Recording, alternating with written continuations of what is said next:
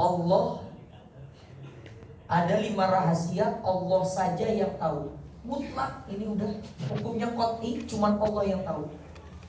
Jadi kalau ada orang-orang ngaku bisa tahu 5 hal ini, dia seakan-akan melebihi Allah. Padahal Allah udah tegasan, cuman Allah yang tahu. Di dalam surah Luqman, surah ke-31 ayat yang terakhir 34. Yang pertama apa? Innallaha indahu ilmus sa'ah. Kapan terjadi kiamat itu udah mutlak Allah yang tahu. Rasulullah sendiri ketika ditanya, ya Rasulullah, mata sa'ah, kapan kiamat terjadi? Balik ditanya sama Rasul, orang yang nanya, maza atadta, kamu emang udah punya persiapan apa? Udah punya modal apa? Nanya-nanya kiamat. Padahal sahabat tahu, Rasul udah tahu nih. Namanya sahabat, pasti ibadahnya insya Allah lebih di atas kita. Karena kata Rasulullah, sebaik-baiknya generasi adalah generasiku, yaitu generasinya para sahabat. Nah ini orang-orang sekarang, Masya Allah, gara-gara virus, ini kita harus benarkan informasinya dulu pertama. Gara-gara virus corona yang mewabah sekarang ini, ya kemarin kan sempat viral foto Mekah kosong, ya. Itu ada yang bikin status, bentar lagi Dajjal keluar.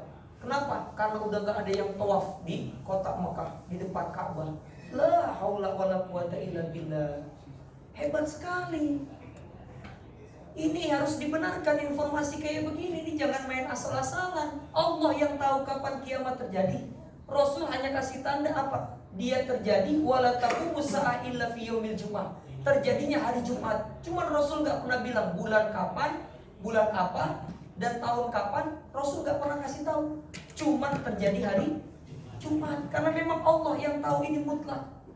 Ini gara-gara ada foto Ka'bah itu lagi disanitasi, lagi dibersihin. Supaya apa? Nggak ada virus corona yang mewabah.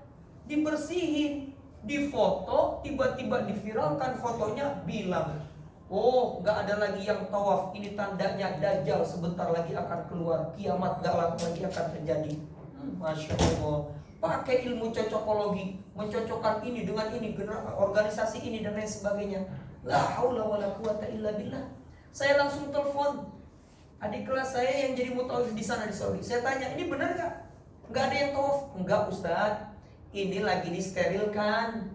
Jadi dipindahkan dulu yang di dalam, nggak ditawaf dulu. Kenapa? Istilahnya ini lagi dipel nih, gitu. Karena lagi dipel, kalau kata istri kita kan naik dulu ke bangku, lagi dipel, benar nggak? Maka yang tawaf di lantai 2, lantai 3. Setelah dibersihin, tawaf lagi di dalam. Masya Allah. Dan ini saya kasih, ini saya udah catat, saya ambil infonya, saya coba cari di Google. Ternyata bukan cuma tahun ini, udah semenjak dulu ini pernah kejadian. Saya catat di sini. Yang pertama, wabah taun, lepra atau kusta. Ini terjadi tahun 1814. 8.000 orang jamaah haji saat itu meninggal. Akhirnya ditutup, nggak ada pelaksanaan haji setelahnya. Sampai apa? Ditemukan penawarnya. Wabah Hindi. Ada yang mengatakan ini wabahnya datang dari India. Tahun 1831. Hampir 3/4 jamaah haji kena. Selanjutnya, wabah kolera atau wabah epidemi. Tahun 1846. 1865, 1883, bahkan tahun 1864, per harinya 1.000 orang kena. Akhirnya ditutup. Itu yang ketiga. Yang keempat, wabah tipes atau wabah disentri. Itu tahun 1895. Ini juga karena saking banyaknya yang kena jamaah haji saat itu, ditutup. Nah, pada tahun 1987 ada wabah lagi. Apa? Wabah meningitis. Sering dengar ya? Ditutup juga itu haji dan umroh. Akhirnya sudah ketemu obat penawarnya, dibuka lagi. Nah makanya sekarang ini kalau ada orang mau berangkat haji dan umroh, ada suntik vaksin namanya Meningitis. paham ya? Nah kejadian lagi sekarang ada virus baru namanya ditutuplah sama pihak Saudi. Jadi ini udah pernah kejadian sebelum-sebelumnya. Jadi jangan pakai ilmu cocokologi. Wah ini kiamat bentar lagi ini keluar dajjal. La haula wala quwata illa billah. Kita benarkan informasinya. Ini yang pertama ya, supaya nggak salah paham. Nanti ngelihat foto Ka'bah kosong itu lagi disanitasi, lagi disterilkan. Dan itu bukan cuma terjadi di sana. Di Indonesia, pihak DMI, Dewan Masjid Indonesia juga sekarang sudah menyerukan masjid-masjid dan musola-musola untuk disanitasi. Kalau banyak nyamuk kan semprot fogging ya, kira-kira kayak begitulah. Cuman ini yang untuk bakteri tersebut. Yang kedua, terkait kita harus meluruskan informasi. Yang kedua, terkait masalah musibah apapun bentuknya itu, mau dia banjir, mau dia longsor, gunung merapi, termasuk virus corona, ini semuanya di dalam Al-Quran banyak ayat-ayatnya. Ada di ayat At-Taghabun, ada di ayat Asy-Syura, ada di ayat Al-Hadid, surah Al-Hadid, ada di surah Al-Baqarah dan lain sebagainya, banyak. Intinya apa? Sebagai orang-orang yang beriman, ketika ada musibah, ini musibah itu banyak tujuannya Allah berikan. Pertama, bisa jadi musibah ini bentuknya azab. Yang kedua, bisa jadi musibah ini Allah cuma pengen negur, ngingetin. Ada anak sekolah, dia nggak bikin PR, males, diingetin sama gurunya biar dia nggak males lagi. Akhirnya dia apa? Dijewer. Tuh ya. Ada yang ketiga, sebagai apa? Penggugur dosa. Sebagaimana Allah bilang di dalam Al-Quran, surah Asy-Syura, surah yang ke-42 ayat ke-30. Wa ma asabakum min musibatin fabima kasabat aydikum wa ya'fu an katsir. Tujuannya apa? Ya'fu, untuk memaafkan sebagian dosa di antara kalian. Dan yang keempat apa? Untuk mengangkat derajat. Maka jadi orang, gimana ya bahasanya kalau kata saya gampangnya, jangan sotoy. Kan yang tahu cuma Allah. Ini dia bisa jadi azab, bisa jadi buat teguran, bisa jadi buat menghapuskan dosa, bisa jadi untuk mengangkat derajat. Yang tahu siapa? Main bilang-bilang ini mah tentara Allah. Buat apa? Menghukum. Wallahu a'lam. Bisa jadi karena virus ini Allah pengen apa? Gugurkan dosa-dosa. Dan bisa jadi ini jalan hidayah. Negeri yang terkena corona tersebut karena ngelihat kok umat Islam gak terjangkit. Karena wudhu tiba-tiba berdoyan-doyan masuk Islam. Bisa jadi wasilah sebagai hidayah gak? Benar gak? Jadi jangan kita melampaui ilmunya Allah. Ini yang kedua, kita luruskan. Maksudnya apa? Bencana apapun itu, masaibu qaumin inda qaumin fawaid. Musibah yang terjadi pada satu kaum itu bisa berjadi faidah bagi kaum yang lain. Gara-gara corona penjual gini, laris manis, bener gak? Makanya tuh ada meme apa? Tukang masker naik haji, bener gak? Gara-gara banjir ada yang dorong-dorong tuh, bener gak? Dapat duit dan lain sebagainya. Jadi satu kaum itu sebuah musibah, tapi bisa jadi bagi kaum yang lain itu berdatangkan faedah. Jadi sekali lagi kitanya ini jangan apa nih? Wah, melihat orang tabrakan, dia gara-gara gak ini nih. Jangan begitu. Bisa jadi Allah pengen gugurkan dosanya. Bisa jadi apa? Allah pengen angkat derajatnya dan lain sebagainya. Jadi yang kedua ini yang harus kita luruskan informasinya apa? Jangan kita melebihi ilmunya Allah. Maksudnya apa? Ketika ada sebuah musibah yang perlu kita ambil apa? Kita ambil nilai positifnya, apa hikmahnya? Apa di antara hikmahnya? Inna lillahi alladzina iza asabathum musibah qalu inna lillahi wa inna ilaihi raji'un. Udah itu aja. Semuanya milik Allah. Yang membuat virus corona Allah. Ada corona, orang wafat nggak? Meninggal. Karena corona orang meninggal. Enggak karena corona orang juga meninggal. Ya udah, inna lillahi wa inna ilaihi raji'un. Kalau bahasa teman-teman ngerokok, nah nggak ngerokok hidupin. kalau begitu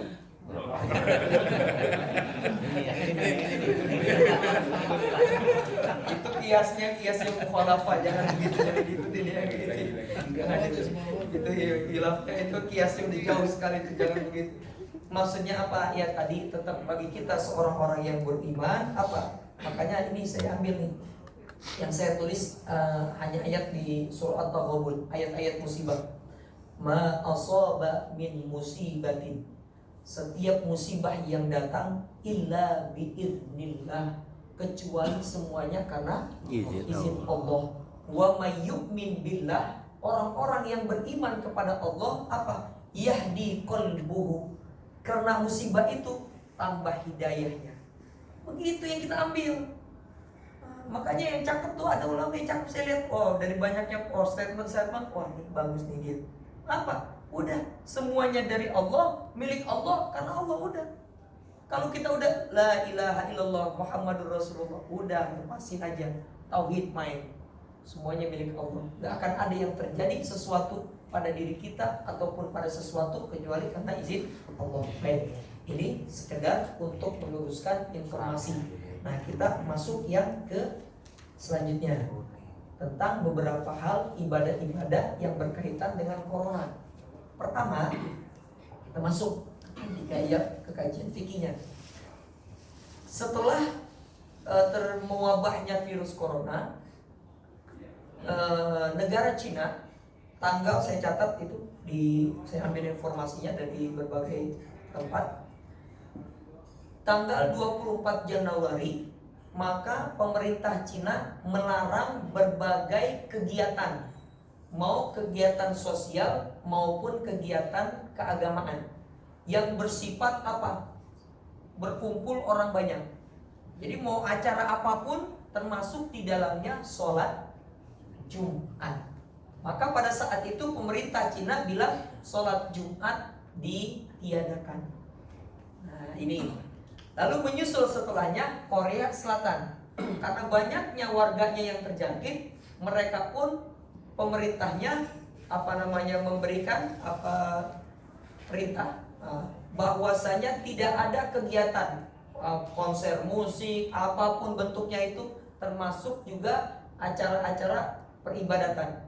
Nah, termasuk di dalamnya sholat Jumat.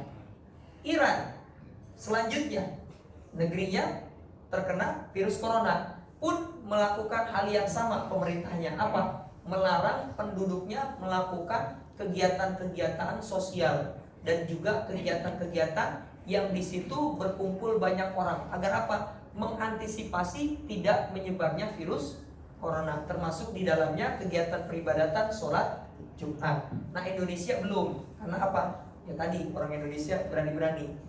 Jadi masih belum. Dari pemerintahnya ya mudah-mudahan nggak sampai ya. Nah, kalau seumpama tiba-tiba, nauzubillah, mudah-mudahan tidak ya. Nah, pemerintah Indonesia melakukan hal yang sama, seumpama karena mungkin sudah merebak di satu daerah, akhirnya apa? Kegiatan-kegiatan yang di dalamnya ada terkumpul orang-orang banyak maka dilarang. Nah, termasuk kegiatan keagamaan, termasuk sholat Jumat. Nah ini bagaimana Ustaz? Nah, maka sebelum kita mengambil hukumnya boleh atau tidak, ada dua. Biarin amat pemerintah ngomong gitu, kita mau kita sholat aja. Nah ini kan ada yang begitu, benar ya? Iya istilahnya. Nah, maka ada dua. Yang pertama, kalau menurut mazhabnya jumhurul ulama, kalau pendapatnya jumhur ulama, ya, berarti dari 4 mazhab jumhurul ulama, 3 mazhab di dalamnya. Ini bilang sholat Jumat la yustaratu, nggak mau dimensyaratkan adanya izin dari pemerintah. Bahasnya tadi tuh, biarin aja dia menyuruh larang-larang, kita mau sholat aja, gitu. Karena dia tidak mensyaratkan. Tapi kalau mazhabnya Imam Hanafi, dia wajib. Maka ketika pemerintah bilang nggak boleh, maka nggak sah kalau ada orang yang melaksanakan. Bisa dimengerti? Nah, ini. Yang kedua sekarang, ini izinnya terkait ada ataupun nggak ada wabah yang menyerang. Nah, yang kedua sekarang, masalah sholat Jumatnya ini bagaimana? Terkait tadi negara-negara, mungkin ada, wah Ustadz saya ditugasi ini besok kemana? Ke Singapura. Begitu sampai di Singapura ternyata karena di sana sudah mewabahnya parah daripada Indonesia, nggak boleh Ustadz sholat Jumat. Ini bagaimana? Nah, ini di luar kita bicara kondisi musafir ya. Maka pada saat itu di sini dibilang, kalau di dalam kitab Hasyiah karangan Ibnu Abidin, jilid yang pertama halaman 507, juga di dalam kitab Mughni Al-Muhtaj, jilid yang pertama halaman 283, maka ketika ada hal-hal yang seperti tadi, ini pelaksanaan sholat Jumat boleh ditiadakan karena hal-hal tertentu tadi. Jadi nanti kalau seumpama, naudzubillah, mudah-mudahan gak terjadi, tapi kalau sampai terjadi wabahnya ini sangat-sangat parah seperti negara-negara yang sudah saya sebutkan tadi, di Cina, di Iran, Korea Selatan dan lain sebagainya, dan untuk mengantisipasi itu pemerintah mengatakan sholat Jumat ditiadakan, maka pada saat itu diperbolehkan menurut pendapat ulama-ulama. Jadi ulama-ulama salaf itu sebenarnya sudah membahas seperti ini. Bahkan bukan cuma itu. Kalau kita karena ketakutan, takut di sini misalkan, oh kalau dulu mungkin jauh, masjidnya jauh. Kalau kita mau Jumatan ke sana seorang diri nih, takut di tengah ada begal dan lain sebagainya, maka boleh. Jadi untuk hal-hal tertentu seperti ini dikuatkan lagi di dalam kitab Ushulul Fiqh, ada yang namanya qaidah ushulul fiqh apa? Sadduz dzara'i. Apa itu? Yaitu maka untuk menutup jalan perantara agar apa? Agar tidak tersebarnya virus ini. Maka jalbul masalih muqaddam min daf'il mafasid. Istilahnya mencegah lebih baik daripada. Nah, ini yang pertama, masalah sholat Jumatnya. Yang kedua tadi masalah ini nih. Masalah apa? Masker. Masalah masker. Wayuk, ini pernah saya jelaskan sebenarnya di waktu kitab dalam pembahasan fikul ibadah. Hadisnya diriwayatkan oleh Imam Abi Daud, nomor hadis ke-643, diriwayatkan juga oleh Imam Ibnu Majah, nomor hadis ke-966, ada di sini. Bab tentang makruhatus sholat, hal-hal yang dimakruhkan di dalam sholat. Di antaranya satu, Rasulullah SAW bersabda, naha Rasulullah SAW an yughattiyar rajulu fahu fis sholati. Rasul melarang umatnya sholat menutup mulutnya. Nah, jadi orang yang sholat takut misalkan nanti kena virus corona, dia sholat pakai begini. Bagaimana Ustadz? Maka hukumnya makruh. Termasuk di dalamnya apa? Lagi sholat Allahu Akbar, nutup, ini hukumnya makruh. Rasulullah SAW bersabda, apa kata baginda Nabi? At-tatha'ubu fis sholati minasyaiton. Yang namanya menguap, amot di dalam sholat itu datangnya dari setan. Idza tatha'aba ahadukum fi sholatihi, kalau kalian menguap, angop di dalam sholatnya, maka kata Rasulullah, falyakzum, maka hendaknya ditahan, mastato'a, sekuatnya. Gimana nahannya? Ya begitulah, coba contohin nanti sendiri ya. Pakai ditahan, jadi nggak ditutup. Kalau ditutup bagaimana Ustaz? Jatuhnya tadi makruh. Termasuk ini menutup begini sholat, hukumnya makruh. Nah, tapi kan kita kan nggak mungkin kalau nggak ada sesuatu, benar nggak? Kita menutup pakai ginian ketika sholat karena ada sesuatu tadi, karena virus corona. Nah, maka hukum ketika ada sesuatu bisa berubah. Contohnya mungkin yang sering kita dengar, nggak boleh makan daging babi, tapi begitu di dalam hutan kita dalam kelaparan, kalau nggak makan mati, hanya ada bangkai. Jangan daging babi lah, bangkai. Gimana ini? maka boleh dimakan saat itu untuk apa? Agar nggak mati. Jadi hukum yang tadinya haram berubah menjadi halal. Nah, hukum yang pertamanya menutup mulut ketika sholat, apa tadi hukumnya? Makruh. Tapi di dalam kitab Majmu', kitab fikih, di jilid yang ketiga halaman 179, di sana dibilang wa yukrahu an yusalliyar rajulu mutalattiman. Dimakruhkan apa? Orang ketika sholat menutup mulutnya, ai mughattiyan fahu, menutup mulutnya, biyadihi au ghairiha, baik nutupnya pakai tangan ataupun pakai masker dan lain sebagainya. Tapi wahadihi karahatut tanzih, ini makruh, hukumnya cuma makruh saja. La tamna'u sihhatas sholat, enggak mencegah dari sahnya sholat. Maksudnya bagaimana? Sekalipun ini ditutup, sholatnya tetap sah. Hukumnya hanya makruh saja. Jadi enggak sampai membatalkan, enggak sampai mengurangi tingkat sahnya sholatnya dia. Sholat tetap sah. Lalu di sini dibilang di dalam kitab Ushulul Fiqh, maka di sana dijelaskan ada qawaidnya, ada undang-undangnya. Al-karahatu tandafi'u ma'a wujudil hajah. Maka yang namanya hukum yang makruh, ketika ada sesuatu yang urgen, dia berubah hukumnya menjadi mubah. Maka ketika ada virus yang sedang muwabah, terus tiba-tiba dia sholat pakai begini, maka yang tadinya makruh hukumnya menjadi. Kalau masalah virus mungkin enggak dah, gampang dah, masih kita indikan. Maksudnya contohnya yang lain bagaimana? Seumpama ini kan Gunung Merapi lagi erupsi, benar ya? Udah dengar beritanya? Kan debu vulkaniknya kan kemana-mana. Masyarakat sekitar kalau nggak nutup pakai ini kena ispa, pernapasan. Maka dia sholat pakai begini. Maka yang karena kebutuhan, maka yang tadinya makruh hukumnya jadi. Di Riau ada kebakaran hutan, asap kemana-mana. Kalau nggak ditutup, sesek napasnya. Maka ketika sholat ditutup, maka yang tadinya makruh menjadi mubah. Bisa dimengerti ya? Ini yang kedua, perihal masalah nutup pakai ini. Yang ketiga, terkait masalah corona. Ada sekarang disediakan di beberapa tempat apa itu hand sanitizer. Paham ya? Yang buat tangan itu. Nah, ini gimana Ustadz? Saya kan wudhu.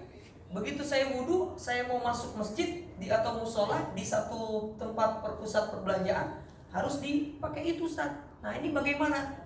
Nah, kandungan hand sanitizer itu memang di dalamnya ada alkohol. Tapi ulama berbeda pendapat. Kenapa? Karena para dokter juga berbeda pendapat. Nah, kalau saya lihat dari beberapa pendapat, memang begitu pendapat ulama. Dan saya coba cek, saya coba tanyakan, karena kebetulan istri saya orang kesehatan, saya coba tanyakan, benar gak sih ini kandungannya? Ternyata memang benar. Dokter pun itu berbeda pendapat. Dalam hal apa? Jadi begini, kandungan alkohol yang ada di dalam sanitizer, hand sanitizer itu ya, dan alkohol yang untuk mengobati, kalau misalkan bapak luka nih atau dioperasi kan pakai alkohol tuh, itu katanya alkohol untuk membunuh bakteri. Kandungannya beda dengan alkohol yang diminum. Makanya kalau ada orang yang bikin minuman oplosan dicampur alkohol yang buat obat, dengan itu akhirnya modar. Kenapa? Kandungannya beda secara hitungan kimia. Kalau yang ini bahan kimia dan lain sebagainya. Maka dari itulah pendapat ulama beda. Ada yang mengatakan hand sanitizer yang terdapat di dalamnya alkohol, termasuk minyak wangi yang ada alkoholnya, ini kandungan alkoholnya bukan kandungan alkohol yang untuk diminum. Maka sebagian ulama ada yang mengatakan boleh. Yang kedua, pendapat ulama bilang ini karena mereka menjaga ihtiyat, kehati-hatian. Mereka mengatakan ini kandungannya sama dengan yang diminum. Maka sesuai dengan hadisnya Rasulullah SAW, kullu ma Setiap yang memabukkan, kata Rasulullah, qaliluhu wa katsiruhu sawa, banyak dan sedikitnya sama. Maka ulama yang kedua mengatakan gak boleh, mau dia buat hand sanitizer, mau pakai minyak wangi, maka sholatnya gak sah. Itu kita kembalikan kepada teman-teman. Jadi kalau kami pribadi, karena memang keadaan seperti ini sekarang, lalu bagaimana Ustaz? Ya sudah, kita ambil pendapat yang kedua. Hanya saja kalau untuk minyak wangi, usahakan yang tidak mengandung alkohol. Tapi kalau ada teman yang bagi, tiba-tiba minyak wanginya alkohol, oh enggak, haram, jangan begitu, nanti sakit hati, terima saja. Nah seperti itu, kita ambil pendapat yang kedua. Jadi ini ya, masalah hand sanitizer ini bagaimana. Dan yang selanjutnya, yang keempat, karena virus corona ini banyak juga dari segi kesehatan untuk menganjurkan untuk memperkecil interaksi dengan sebagian orang. Benar ya? Nggak boleh cipika-cipiki dulu katanya. Yang kedua juga jangan banyak bersentuhan tangan. Jangan karena hal-hal kayak begini ini kita pakai. Maksudnya gimana? Ada saudara kita, tetangga mau ngajakin salaman, oh maaf, corona. Jangan begitu. Kenapa? Karena kata Rasulullah SAW, "Ma min muslimaini yaltaqiyani fayatasaffahani illa ghufira lahum ma qabla an yaftariqa." Sebelum dua tangan ini terpisah, dosa sudah diampuni. Salaman diajakin sama orang, bismillah, salaman saja. Tapi setelahnya boleh untuk mencegah cuci tangan. Tapi cuci tangannya jangan di depan dia. Kalau bisa salaman belum kena corona, jangan gitu. Timbul sakit hati. Ini hanya untuk menjaga kebersihan. Nah, baik teman-teman sekalian, banyak hal sebenarnya yang kita bicarakan terkait tentang hukum-hukum ya, masalah corona ini. Ini beberapa yang sedang viral. Terakhir sebagai penutupnya, kita kalau secara kesehatan tadi semuanya milik Allah. Ini tinggal ketauhidan kita kuatkan. Corona virus ini adalah bagian dari ciptaan Allah Subhanahu wa taala. Kalau dari segi kesehatan mungkin tadi bisa teman-teman baca informasinya dari semua yang telah beredar dari pihak kesehatan dan lain sebagainya. Tapi kalau dari segi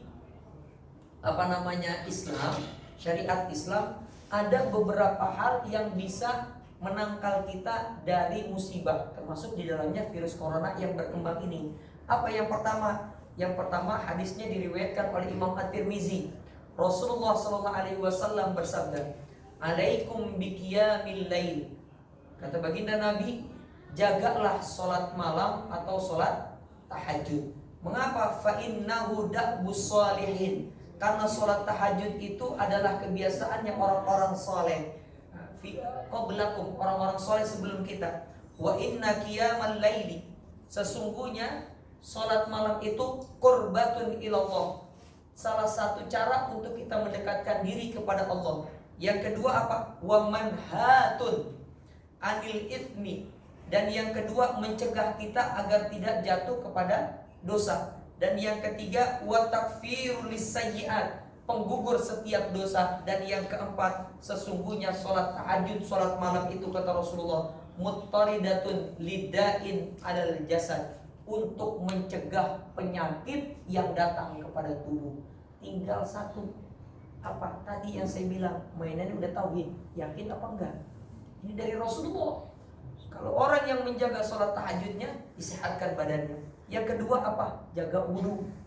Ada hadisnya diriwayatkan oleh Imam At-Tabrani. Dan yang ketiga, nanti teman-teman keterbatasan waktu ya, karena memang zuhur jam 12 lewat, dibuka nanti surahnya, surah An-Nahl. An-Nahl itu artinya lebah ya. Surah An-Nahl ayat ke-68 sampai 69. Di dalam ayat itu, surah An-Nahl ayat 68 sampai 69, di dalam ayat itu ada ditegaskan oleh Allah apa? Madu itu apa? Sebagai penyembuh untuk setiap penyakit. Maka untuk mencegah ini sebuah antibodi kita biar lebih kuat lagi, gimana caranya? Minum madu. Nah, dan yang keempat apa? Termasuk di dalamnya baca Al-Qur'an. Nazzilu minal Qur'ani ma huwa shifaa'u wa rahmah. Sesungguhnya Al-Qur'an diturunkan sebagai obat Maka baca Quran bukan cuma pahalanya kita baca Al-Quran juga. Kalau kita yakin ternyata Al-Quran pun bisa apa? Mencegah dari musibah. Yang kelima dengan apa? Dengan cara sodakoh. As-sodakotu tadfa'ul bala. Sedekah mencegah dari musibah. Dan yang terakhir dengan jalan apa? La yaruddul qada illa biddu'a. Jaga kesehatan udah, hal-hal yang kami sebutkan sudah, maka yang terakhir kita cegah dengan cara berdoa. Mungkin teman-teman udah aja tuh banyak yang share doa-doanya, ada kan? Tambahan satu doanya dari saya. Ini diriwayatkan oleh Imam Ahmad. Rasulullah SAW menganjurkan kita baca ini setiap pagi dan sore. Bismillahilladzi la yadurru ma'asmihi syai'un fil ardi wala fis samai wa huwas samiul alim. 3 kali. Bismillahilladzi, maha suci Allah, alladzi la yadurru, yang tidak bisa mendatangkan sesuatu madarat apapun kepada kita. Asmi syai'un fil ardi, baik yang datangnya dari bumi, wala fis samai, maupun dari langit. Wa huwas samiul alim, Allah maha mendengar juga maha melihat. Ini kalau bisa dibaca, habis subuh baca 3 kali, habis asar baca 3 kali. Saya biasanya kalau mau berkendaraan keluar dari rumah acara, saya baca tuh Bismillah, saya tambahin Alhamdulillah, Alhamdulillah sampai saat ini. Mudah-mudahan senantiasa terjaga, gak pernah sedikit pun terjadi kecelakaan. Jadi mudah-mudahan kalaupun ada cuma serempet-serempet doang lah. Jadi mudah-mudahan apa? Dibaca. Yang terpenting dalam beragama adalah satu apa? Ud'ullah wa antum muqinuna bil ijabah. Ketika kita berdoa, minta pertolongan sama Allah harus dengan keyakinan. Seperti dia. Sebelum saya tutup, mungkin ada yang mau bertanya, silakan. Ya. Terkait hukum menutup mulut tadi kan hukum awalnya makruh. Ya. Bagaimana dengan nikab? Oh baik, Ustadz, bagaimana dengan niqab? Ini masalah niqab, ini banyak terjadi perbedaan pendapat. Ada yang mewajibkan, ada yang mensunahkan. Tapi saya ketika di Gontor menemukan sebuah gini, lai wan niqabu laisa bimuqdad. Maksudnya apa? Jadi dia itu hanya sampai derajatnya sunnah saja, nggak sampai mewajibkan. Jadi yang mau pakai silahkan. Hanya saja ada di dalam hadisnya, kalau ketika dalam pelaksanaan haji atau umroh dan sholat itu harus dilepas bagi wanita yang memakai niqab. Makanya ketika kami membawa jamaah kemarin, jamaah umroh di bulan Desember, itu ada salah seorang jamaah ibu-ibu, dia pakai niqab. Saya jelaskan dalam hukum fikihnya, memang di dalam secara hukum fikihnya jumhur ulama apa harus melepaskan. Kenapa? Karena memang hadisnya jelas sekali. Jadi yang pakai niqab ketika dia tawaf ke sholat dilepaskan seperti itu. Tapi kembali, kalau misalkan dia dalam keadaan bagaimana nih, seumpama di sana banyak terjadi apa orang laki-laki semuanya, maka kita hukumnya bisa berubah tergantung keadaan. Lagi yang bertanya, Syahir? Ya. Mengenai ada misalnya rencana berpergian atau apa ke tempat yang ada wabahnya gitu ya. Suka kadang-kadang dijawabnya mengenai kesana atau nggak kesana, yang tadi bilang itu mati juga gitu. Ya. Misalnya kayak contoh ke Bali. Nah ke Bali itu kan wabahnya agak bukan nggak jadi, maksudnya ditunda dulu gitu. Begitu. Itu gimana kan? Karena suka ada jawaban yang kesana atau nggak kesana, misalnya mati gitu. Jadi mendingan itu kalau pribadi sih ya ntar dulu ditunda gitu loh. Sebentar. Takut mati. Saya sudah mati. Baik, terakhir ya. Yang pertama, Rasulullah SAW bersabda, ini hadisnya diriwayatkan oleh Imam Al-Bukhari semuanya. La tudimun nazar ilal majzumin. Apa kata Rasulullah SAW? Jangan kalian berlama-lama kepada atau berdekatan, kalau di sini orang-orang yang dalam keadaan penyakit kusta, lepra. Jadi di zaman Rasulullah saat itu pernah satu ketika kota Madinah itu mewabah penyakit lepra. Maka Rasul ingatkan, jangan kurangi interaksi dengan tadi orang-orang yang sudah terjangkit. Nah, dari hadis ini maka memang kita itu dianjurkan mencegah. Memang takdirnya sih kalau udah Allah, tapi jangan dites-tes. Ngerti gak? Kalau kagak kena maka gak bakal kena. Ya jangan begitu. Kita harus sedia payung sebelum hujan. Ini memaknai hadisnya seperti itu. Jadi maksudnya gimana? Sekalipun semuanya sudah karena ketentuan Allah, tetap sebagai seorang manusia apa? Innallaha la yughayyiru ma biqaumin hatta yughayyiru ma bi anfusihim. Maksudnya apa? Kita harus coba dulu mencegah, mengurangi. Tadi udah tahu di sana lagi ini, ya kita ke sana, ya udah. Mau nggak mau nanti mungkin persentase untuk terkenanya lebih besar. Nah, itu yang pertama. Yang kedua, tapi sebaliknya, ini sebenarnya karantina ini udah dianjurkan oleh Rasulullah. Hadisnya riwayat Imam Al-Bukhari. Yang kedua, kata Rasulullah, "Iza sami'tum bitta'un bi'ardin fala tadkhuluha." Ini yang kedua, kata Rasulullah, kalau kalian mendengar sebuah berita tentang adanya penyakit yang mewabah, at-ta'un. Ta'un itu semacam penyakit kayak lepra atau penyakit ya sekarang corona. Bi'ardin, pada suatu negeri, kata Rasulullah, fala tadkhuluha. Kalian jangan ke sono. Ini dari Rasul, hadisnya riwayat Imam Al-Bukhari. Dapat berita nih, di mana nih? Wah, di sana lagi mewabah di di Wuhan. Tiketnya murah itu tiket. Iya, ada tiketnya murah nih Ustaz, berapa? 500.000 pulang balik. Ah, ya kan begitu. Udah tahu di sana sedang mewabah dan asalnya dari sana, antum nyoba-nyoba ke sana. Kata Rasul apa? Jangan ke sana. Sebaliknya, kata Rasul, wa idza waqa'a bi ardin, tapi kalau itu terjadi wabahnya pada satu negeri, wa antum fiha, kalian berada di dalamnya, apa kata Rasulullah? Fala takhruju minha, kalian jangan ada yang keluar dari negeri itu. Kalau di satu negeri terjadi wabah, kalian jangan ke sono, kata Rasul. Tapi kalau wabahnya terjadi di negeri kalian, kalian jangan keluar. Dari hadis ini kita pahamin ada apa namanya? Karantina. Maksudnya apa? Supaya nggak menyebar. Ini harusnya sudah dilakukan seperti itu. Jadi lagi musim-musim seperti ini, maka jangan apa? Jangan kita keluar-keluar dulu. Nah, inilah hadis mungkin salah satu landasan dalil yang dipakai oleh orang apa?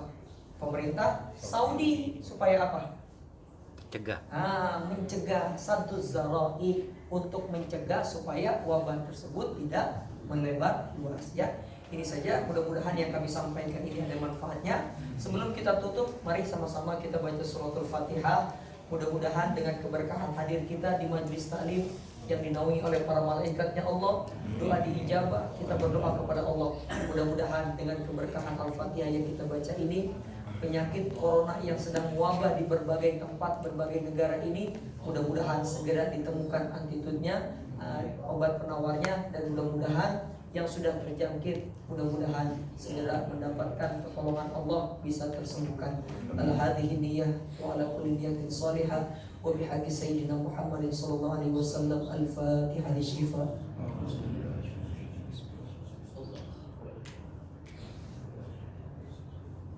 Subhanakallahumma wa bihamdika asyhadu an la ilaha illa anta astaghfiruka wa atubu ilaik. Assalamualaikum warahmatullahi wabarakatuh.